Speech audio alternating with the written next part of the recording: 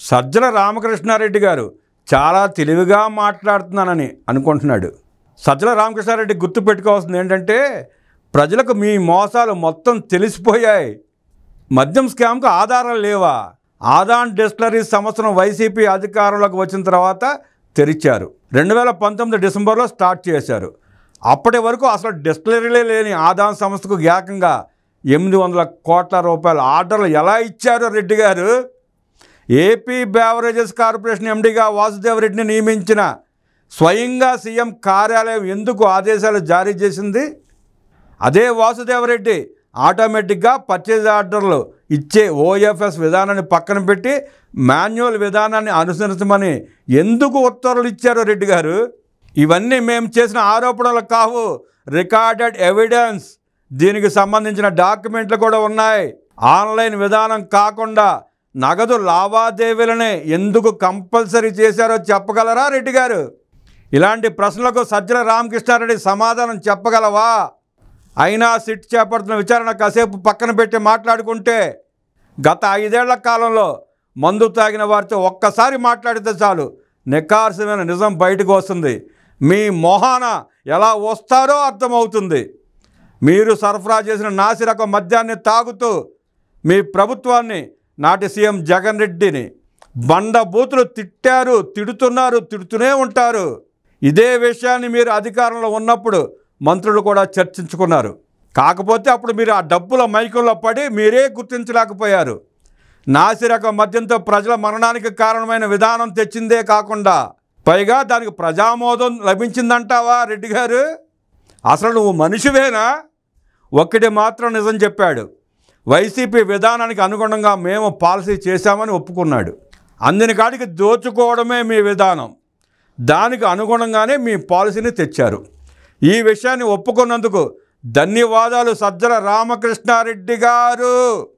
ఓ విలేకరి మంచి ప్రశ్న వేశాడు. విజయసాయిరెడ్డే స్వయంగా స్కామ్ జరిగిందని చెప్పారు. దీనికి మీరేమంటారంటే దానికి సజ్జల నీళ్లు నమిలాడు. విజయసాయిరెడ్డి కూడా మద్యం స్కామ్లో సహనిందితుడు.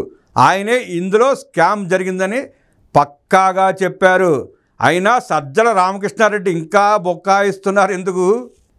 ఇలాగే వైఎస్ వివేక హత్య కేసులోనూ గుండెపోటు అన్నారు. ఆ తర్వాత గొడ్డలిపోటు అని తేలింది.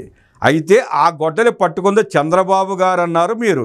తీరా అసలు విషయం ఏంటంటే, హూ కిల్డ్ బాబాయ్ అంటే అబ్బాయి కిల్డ్ బాబాయ్ అని తేలింది. ఇప్పుడు కూడా నిజాలన్నీ తేలతాయి సజ్జల రామకృష్ణారెడ్డి గారు. సజ్జల మాట్లాడింది వింటే దర్యాప్తు సంస్థలకు దర్యాప్తు ఎలా చేయాలో నేర్పిస్తున్నట్టుగా ఉంది.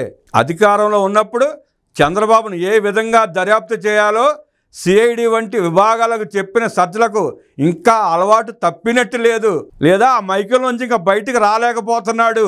తాము చెప్పినట్టు దర్యాప్తు చేయాలని, అసలు ఈ కోణంలో ఎందుకు దర్యాప్తు చేయడం లేదని వాదించడమే కాదు, కోర్టులకు కూడా వెళ్ళిన ఘనత వైసీపీ మూకకు ఉంది. వివేక హత్య కేసులో కూడా సేమ్ ఇదే తరహాలో వ్యవహరించారు. వైఎస్ వివేకానందరెడ్డి కూతురు సునీతారెడ్డి, ఆమె భర్తపై అనుమానాలు ఉన్నాయనే కోణంలో సిబిఐ ఎందుకు దర్యాప్తు చేయడం లేదని వాదించారు. మీ మీడియాలో రాయించుకున్నారు. ఇప్పుడు లిక్కర్ కుంభకోణం విషయంలోనూ సజ్జల వైసీపీ ఇదే తరహాలో వ్యవహరిస్తోంది. బేవరేజెస్ కార్పొరేషన్ సపరేట్ అంట, ప్రభుత్వం వేరట. విచిత్రమైన వాదనను సజ్జల రామకృష్ణారెడ్డి లేవనెత్తుతున్నాడు. కార్పొరేషన్ల పేరుతో అప్పులు తీసుకొని పక్కదారి పట్టించి ప్రభుత్వానికి ఏం సంబంధం అన్నాడు. ఇప్పుడు అదే తరహాలో బేవరేజెస్ కార్పొరేషన్ ద్వారా దేశంలో అతిపెద్ద లిక్కర్ స్కామ్కు పాల్పడి, అదేదో కార్పొరేషన్లో జరిగిన స్కామ్, దానికి మాకేం సంబంధం అంటున్నాడు సజ్జల రామకృష్ణారెడ్డి. కూటమి కక్ష సాధించాలనుకుంటే ఇంత జాప్యం చేస్తారా? నిన్ను కూడా అరెస్ట్ చేసేసేవాడు కదా రామకృష్ణారెడ్డి గారు. నువ్వు ఇన్ని మాటలు మాట్లాడుతుంటే చూస్తూ ఊరుకునేవాళ్ళ?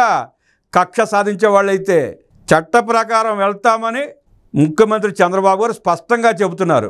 ఇప్పుడు విచారణ కూడా అదే విధంగా జరుగుతూ ఉంది. ఇంత స్పష్టంగా సాక్ష్యాలు బయటపడుతున్నా ఇంకా నీ బొంకుడు ప్రెస్ మీట్లు ఎందుకు రెడ్డి గారు?